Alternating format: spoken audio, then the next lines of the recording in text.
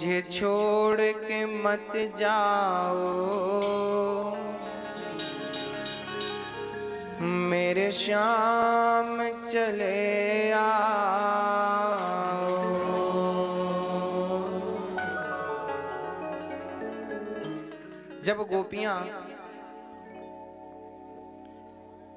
जब भगवान श्री कृष्ण गोपियों को छोड़कर गए, तब गोपियों की हालत ऐसी थी जैसे पानी से निकालने के बाद मछली की हालत होती है। सारी गोपियां बस कृष्ण कृष्ण कहकर रो रही थीं। एक ही नाम था अधर पर, केवल कृष्ण। कब आओगे, कब आओगे कृष्ण, कब आओगे। सारी गोपियां रो रही थीं। जैसे गाय का दूध श्याम सुंदर पीते थे, आज वो गाय भी, नाम था गंगी, वो गाय भी रो रही थी।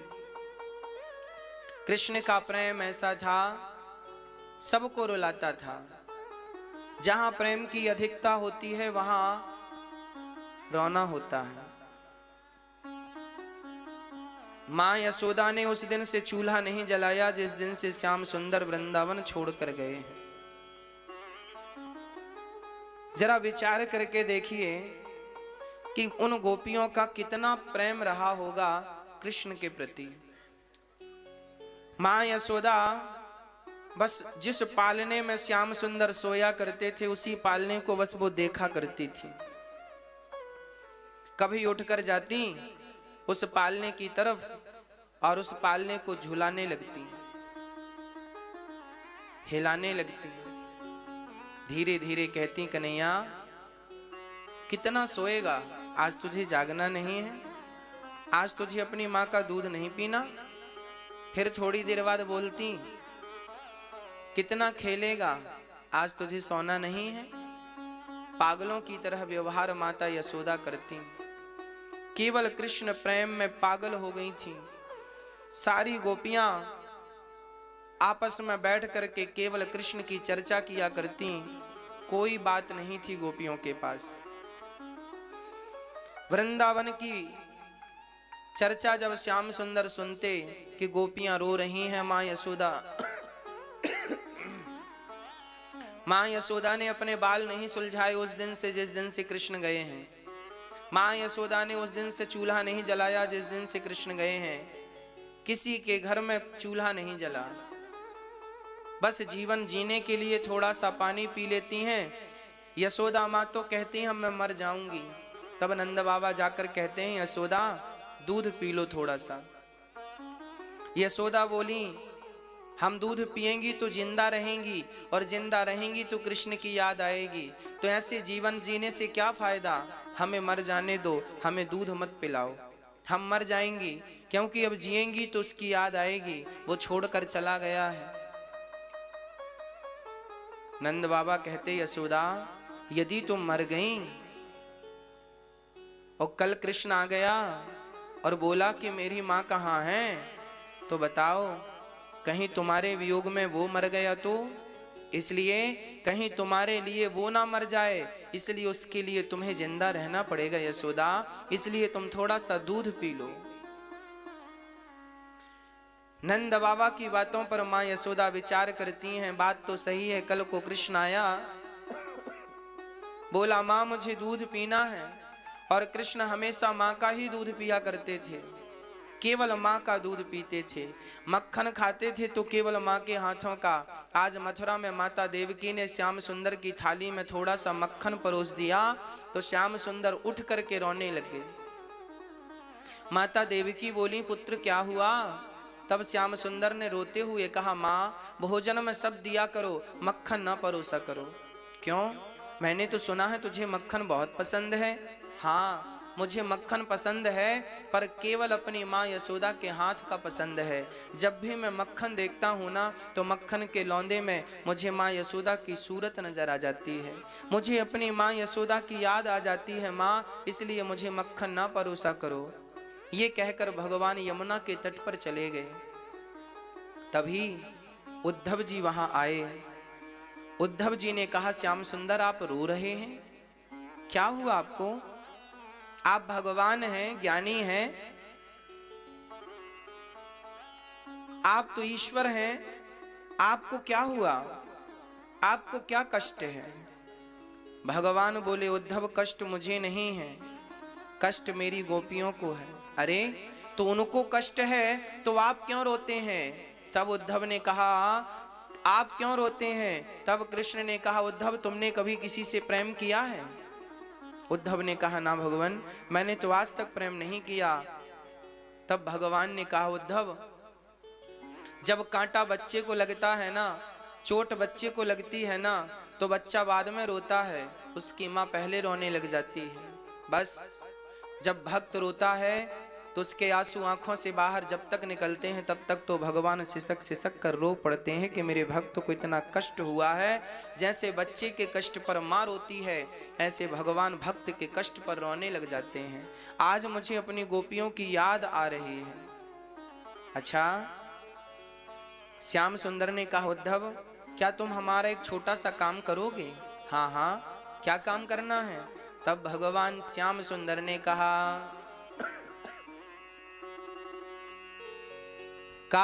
घन श्याम ने उद्धव से वृंदावन जरा जाना, वहां की गोपियों को ज्ञान का कुछ तत्व समझाना।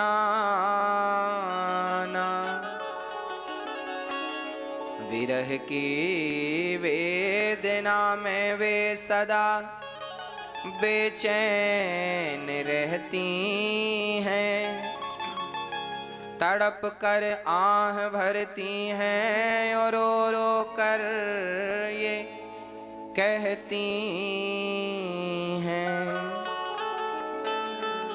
गोपियां क्या कहती हैं? गोपियां कहती हैं है प्रेम जगत में सार और कुछ सार नहीं, मन कर ले प्रभु से प्यार और कुछ सार नहीं। जाओ एक बार मेरी गोपियों से कह देना कि वो मेरे लिए रोया ना करें। एक प्रेम पत्र भगवान ने लिखा और उद्धव जी से कहा जाओ मेरी गोपियों को ये पत्र दे देना। उद्धव जी चले। कहा घन श्याम से उद्धव ने मैं अभी जाता हूँ वृंदावन, जरा देखूं कि कैसा है कठिन अनुराग का बंधन है, कैसी गोपियां जो ज्ञान बल को कम बताती हैं, निरर्थक लोक लीला का यही गुणगान गाती हैं। चले मथुरा से जब कुछ दूर वृंदावन निकट आया, वहीं से प्रेम ने अपना अनोखा रंग दिखलाया।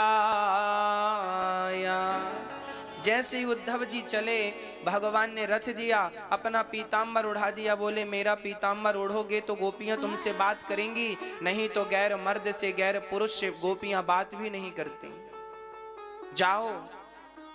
उद्धव जी श्याम सुंदर का संदेशा लेकर के चले हैं और जैसे ही वृंदावन आए तो वृंदावन में क्या हुआ उद्धव के साथ जरा देखिएगा। चले मथुरा से जब कुछ दूर वृंदावन निकट आया, वहीं से प्रेम ने अपना अनोखा रंग दिखलाया। वहीं से प्रेम ने रंग दिखलाया। क्या दिखलाया?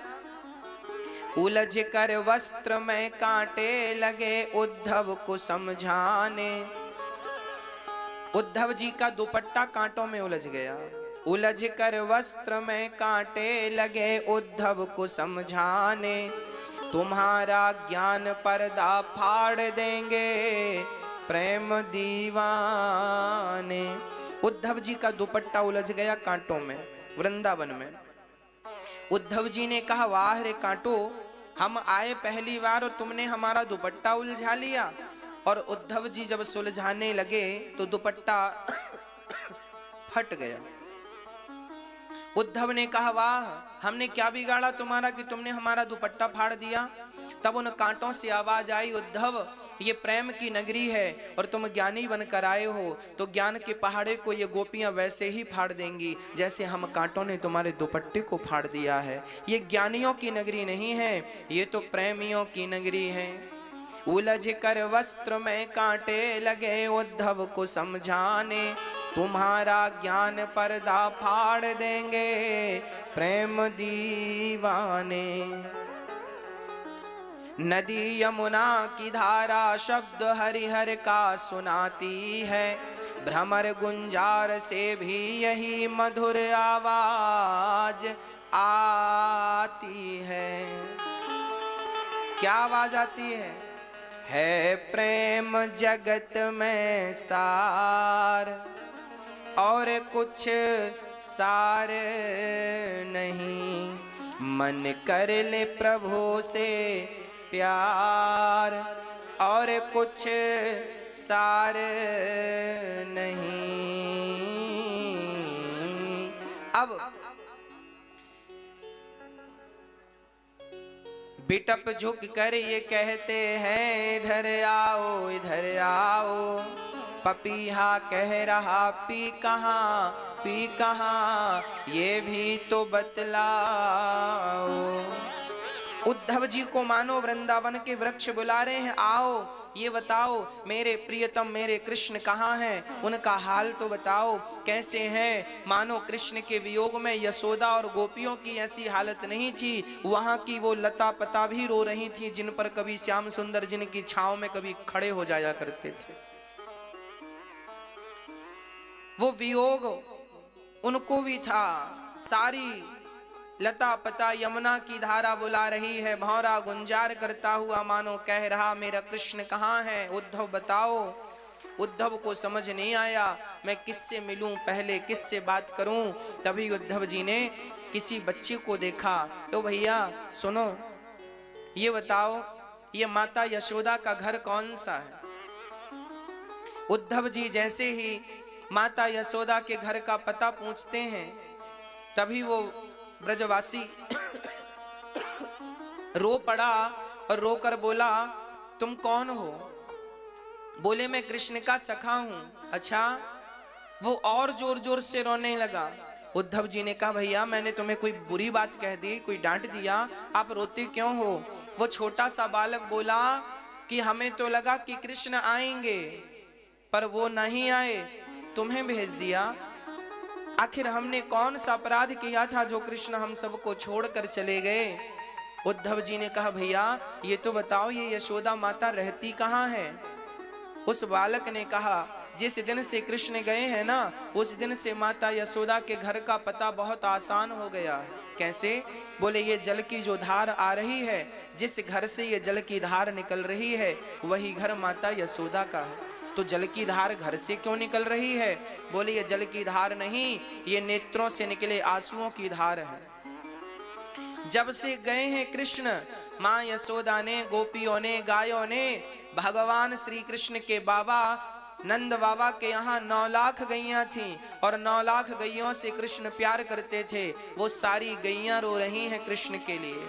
आंसू इतने हैं कि एक छोटी सी नदी सी बन गई और इसके तट पर किनारे किनारे चले जाओ।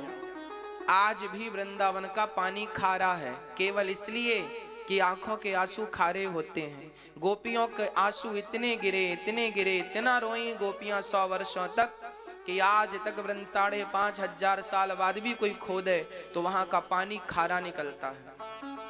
ये प्रेम का प्रतीक है। उद्धव जी माता यशोदा के पास गए, द्वार पर पहुंचे, आवाज लगाई, मैया। जैसी मैया कहा तो मैया तो कृष्ण कहा करते थे, मैया दौड़ पड़ी, लगता है मेरा कृष्ण आ गया, हाँ मेरा कृष्ण आ गया। दौड़ पड़ी, कृष्ण कृष्ण आकर के उद्धव को कृष्ण समझकर हृदय से लगा लिया। तब उद्धव ने कहा, मां मैं कृष्ण नहीं, मैं कृष्ण का मित्र उद्धव हूं। मां यशोदा धड़ाम से गिर पड़ी। इतने दिन बाद उसे याद आई तो खुद नहीं आया, तुम्हें भेजा, बेटा बताओ तुम कैसे आए। तब उद्धव जी ने कहा, मां मैं कृष्ण का संदेशा लेकर आया हूं, वो आपको बहुत याद करते हैं। मां यशोदा बोली, यदि याद करता होता तो आ नहीं जाता, याद नहीं करता इसलिए तो नहीं आया। उद्धव जी बोले, मां बात ऐसी नहीं है, वो नित्य आपको याद करते हैं, आपको याद करते करते रोते हैं, बस अपनी मां मां याद करते रहते हैं आपको, तो फिर आए क्यों नहीं उद्धव। तब श्याम सुंदर की मजबूरी उद्धव जी ने कह सुनाई कि मां कृष्ण के दुश्मन जरासंध हैं, यदि कृष्ण आना जाना रखेंगे वृंदावन में तो जरासंध को पता चल जाएगा कि कृष्ण की कमजोरी वृंदावन है, फिर वो आप पर अटैक करेगा, गोपियों पर अटैक करेगा। इसलिए भगवान ने 2 दिन का कहा तो था, आए नहीं, इसलिए नहीं आए। उद्धव जी कहा था कि 2 दिन बाद आऊंगा, तो आया क्यों नहीं, क्या झूठ बोलने लगा है कृष्ण। उद्धव ने कहा, मां कृष्ण नहीं आए, इसमें उनकी मजबूरी थी। यदि वो ये कह देते कि मैं कभी नहीं आऊंगा तो आप सब प्राण त्याग देते, तो आपको जिंदा रखना था, इसलिए उन्हें कहना पड़ा कि मैं 2 दिन बाद वापस आ जाऊंगा। मां यशोदा पूरी रात कृष्ण की चर्चा करती रहीं, उद्धव से हाथ जोड़कर कहती रहीं, बेटा उद्धव जाकर के एक बार मेरे कृष्ण से कह दो कि एक बार वो अपनी मां के लिए नहीं, देख ये गंगी गाय खड़ी है, ये वही गाय है जिसके थन से दूध श्याम सुंदर खुद पिया करते थे मुंह लगा करके।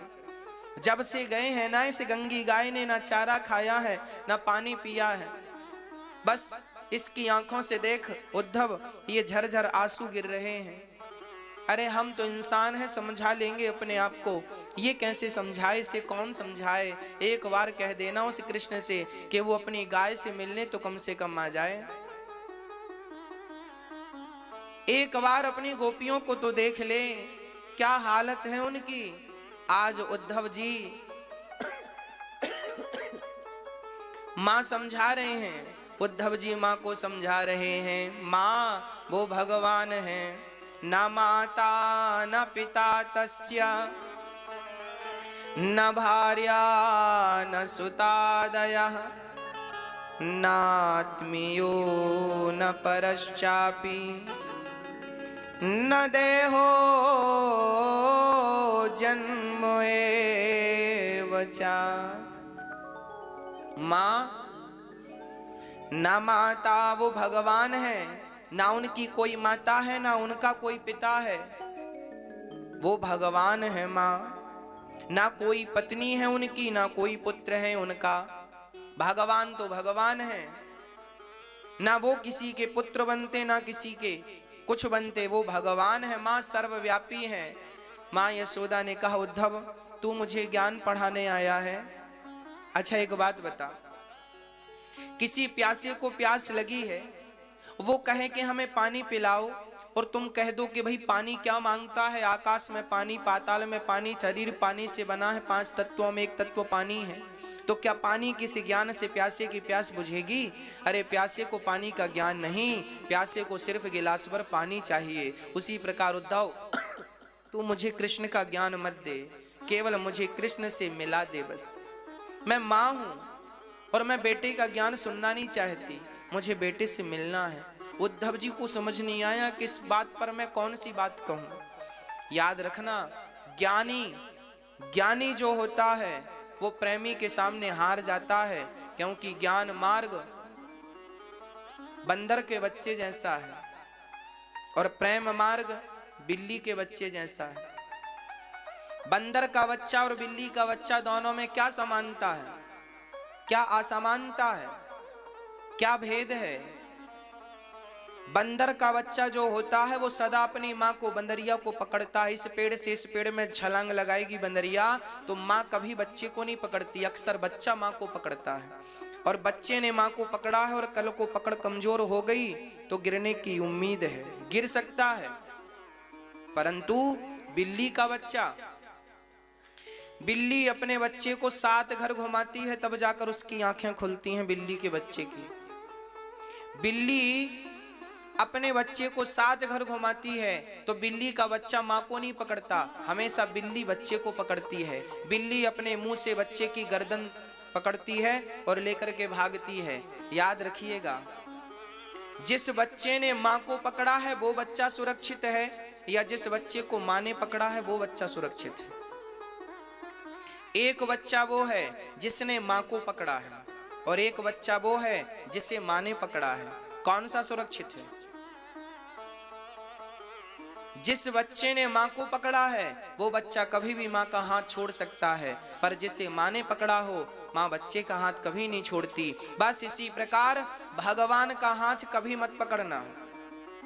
भगवान कहें कि मेरा हाथ पकड़ लो तो भगवान का हाथ कभी मत पकड़ना, क्योंकि आज मैंने भगवान का हाथ पकड़ लिया, कल को अहंकार आ गया तो हाथ छूट सकता है। इसलिए नाथ मैं क्या पकड़ूं आपका हाथ, मेरा हाथ ये रहा, आप मेरा हाथ पकड़ लीजिए, क्योंकि आप पकड़ेंगे तो आप कभी नहीं छोड़ेंगे, मैं छोड़ सकता हूं आपका हाथ। इसलिए ज्ञान मार्ग बंदर के बच्चे जैसा है और प्रेम मार्ग बिल्ली के बच्चे जैसा है। ज्ञान मार्ग वो है जब बच्चा माँ को पकड़ता है और प्रेम मार्ग वो है जब माँ बच्चे को पकड़ती है।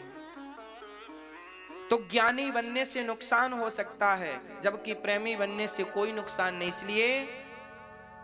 इसलिए कहा है प्रेम जगत में सार और कुछ सार नहीं,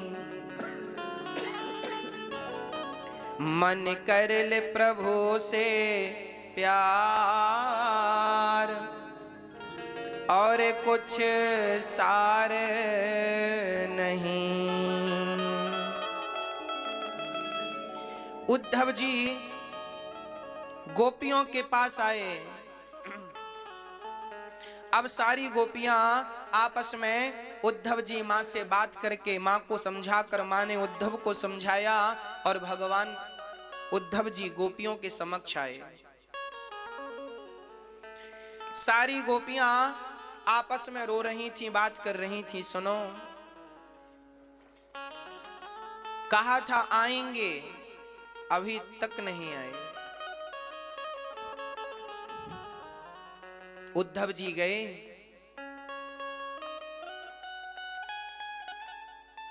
उद्धव जी गए, खड़े हो गए, देखा तो गोपियां बात कर रही थीं। श्री राधा रानी दीवारों में कृष्ण का चित्र बना रही थीं। उद्धव ने कहा यह चित्र किसका है? गोपियों ने कहा यही तो हमारे कृष्ण हैं जिनसे हम प्रेम करती हैं। तो उद्धव ने कहा कि जब यही तुम्हारे कृष्ण हैं तो इसके हाथ तो बने हैं, आंख तो बनी है, पेट तो बना है, पर इसके पांव नहीं बने, तो क्या कृष्ण लंगड़ा है? तब गोपियों ने कहा कि उद्धव, जिस कृष्ण से हमने प्रेम किया था वो तो छोड़कर चला गया, अब तो केवल तस्वीर ही सहारा है, और कहीं हमने इसके पांव बना दिए और कहीं ये भी हमें छोड़कर चली गई, इसलिए हम इसके पांव भी नहीं बनाते ताकि हमें ये छोड़कर ना चली जाए। ऐसा प्रेम गोपियों का समर्पण भाव है। उद्धव जी खड़े हैं, सारी वार्ता सुन रहे हैं, तभी गोपियां रोने लग गईं। एक सखी बोली, कह के गया था आऊंगा, अभी तक नहीं आया। दूसरी बोली, अब मैं मर रही हूं, अब जीने का कोई अर्थ नहीं, अब मुझे मर जाने दो। तो दूसरी बोली, अभी थोड़ी दिन और जिंदा रह ले, भगवान कह के गए हैं तो आएंगे जरूर, आशा रख पगली आएंगे, आशा रख पगली आएंगे, हरि आएंगे, हरि आएंगे, हरि आएंगे, हरि आएंगे। आशा रख, आशा रख, आशा रख पगली आएंगे, आशा रख पगली आएंगे, आशा रख पगली आएंगे, आशा रख पगली आएंगे। हरि आएंगे, हरि आएंगे, हरि आएंगे, हरि आएंगे, हरि आएंगे, हरि आएंगे। आशा रख, जय हो, आशा रख, जय हो, आशा रख पगली आएंगे, आशा रख पगली आएंगे। एक सखी बोली आशा रखें कब तक, कह के गए थे आएंगे, अभी तक नहीं आए। पहले मुख चंद्र दिखा करके फिर हाय वियोग दिखाने लगे, निज प्रेम की नाव चढ़ा करके मझधार में नाव डुबाने लगे। हे मझधार में नाव डुबाने लगे, हे मझधार में नाव डुबाने लगे। हरि आएंगे, हरि आएंगे, हरि आएंगे, हरि आएंगे, हरि आएंगे, हरि आएंगे। आशा रख, आशा रख, जय हो, आशा रख पगली आएंगे, आशा रख पगली आएंगे। दूसरी सखी बोली इस कृष्ण ने हमें हंसाया कम है और रुलाया बहुत है, बस एक ही बार हंसा करके अब सारी उम्र रुलाने लगे। करुणा करनी तो दूर रही, करुणा निधि हो के रुलाने लगे। हे करुणानिधि हो के रुलाने लगे, हो करुणानिधि हो के रुलाने लगे। हरि आएंगे, हरि आएंगे, हरि आएंगे, हरि आएंगे, हरि आएंगे, हरि आएंगे। आशा रख, आशा रख, आशा रख पगली आएंगे, आशा रख पगली आएंगे।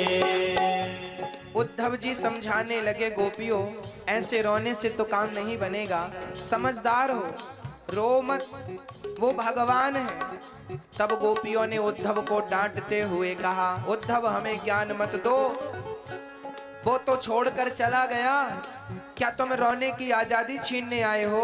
अरे कम से कम रोने तो दो। हम प्रेम नगर की बंजारन, जप तप और साधन क्या जाने। हम प्रेम नगर की बंजारन, जप तप और साधन क्या जाने। हम श्याम नाम की दीवानी, नित्य नैम के बंधन क्या जाने। हे नित्य नैम के बंधन क्या जाने, हो नित्य नैम के बंधन क्या जाने। हम ब्रज की भोली गवारनिया, ब्रह्म ज्ञान की उलझन क्या जाने। मेरे और मोहन की बात एक मैं जानूं या वो जाने। हो एक मैं जानूं या वो जाने, एक मैं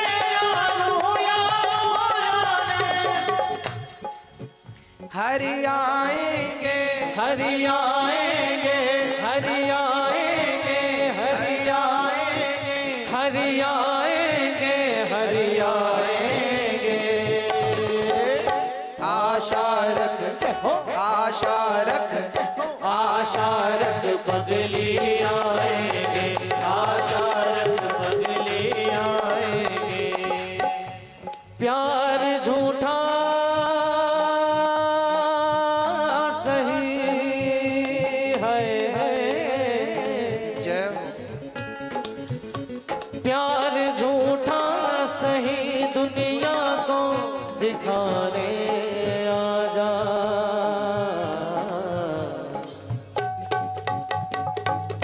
तू किसी गैर से मिलने के बहाने आजा, तू किसी गैर से मिलने के बहाने आजा। वो आता होगा, वो आता होगा, वो आता होगा, वो आता होगा। हो मैंने मोहन को बुलाया है, वो आता होगा। है मैंने मोहन को बुलाया है, वो आता होगा। तुम भी आना, हो तुम भी आना, हो तुम भी आना, तुम भी आना। हे मेरे घर आज तमाशा होगा, तुम भी आना। हो मेरे घर आज तमाशा होगा, तुम भी आना। जब गोपियां रोने लगी तो गांव वाले नगर वाले इकट्ठे हो गए और कहने लगे, मना किया था प्रेम ना करना, रोना पड़ेगा। तो गोपियां कहती हैं, देखो उद्धव, ये लोग आ गए हमारा तमाशा देखने। ये दुनिया केवल तमाशा देखने के लिए आती है। संभल कर बैठना जग में तमाशा देखने वालों, कहीं खुद ना तमाशा बन जाना तमाशा देखने वालों। आज गोपियों के प्रेम को तमाशा समझ करके लोग इकट्ठे हो गए और गोपियों का रोना उन्हें तमाशा लग रहा है। तो गोपियां कहती हैं, आओ तुम भी आना, तुम भी आना, हो तुम भी आना, तुम भी आना। मेरे घर आज तमाशा होगा, तुम भी आना। हो मेरे घर आज तमाशा होगा, तुम भी आना। ऐ मेरे श्याम लौट के आजा, बिन तेरे जिंदगी अधूरी है। ऐ मेरे श्याम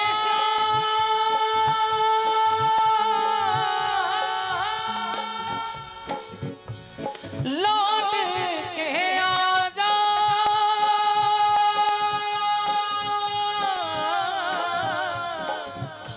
बिन तेरे जिंदगी अधूरी है। आके तू देख मेरी हालत को, बिन तेरे हर खुशी अधूरी है। ऐ मेरे श्याम लौट के आजा, बिन तेरे जिंदगी अधूरी है। आके तू देख मेरी हालत को, बिन तेरे हर खुशी अधूरी है। ऐ मेरे श्याम लौट के आजा, बिन तेरे जिंदगी अधूरी है। बिन तेरे हर खुशी अधूरी है। ऐ मेरे श्याम लौट के आजा, बिन तेरे जिंदगी अधूरी है।